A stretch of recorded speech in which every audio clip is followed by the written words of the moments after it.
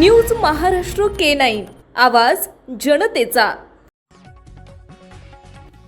म्हसाळे शिवारात चोरीचा थरार, सुरक्षा रक्षकांच्या 20 गोळ्यांनी चोरटे पळाले। एम्पियर कंपनीवर मध्यरात्री दरोड्याचा प्रयत्न, गोळीबारानंतर चोरटे जंगलात फरार। निजामपूर जवळ चोरीचा मोठा कट उधळला, दगडफेक, गोळीबारानं परिसर हादरला।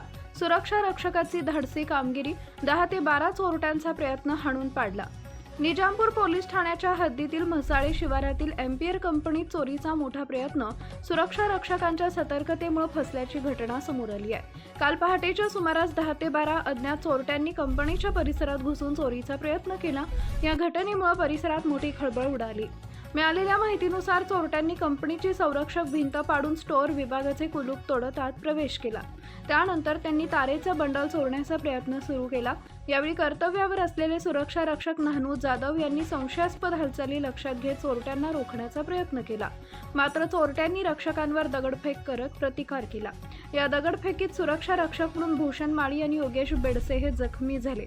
परिस्थिती गंभीर होत असल्याचं पाहून नानू जाधव यांनी स्वरक्षणासाठी त्यांच्या परवानाधारक 12 बोअर बंदुकीतून तब्बल 20 राऊंड फायर केले।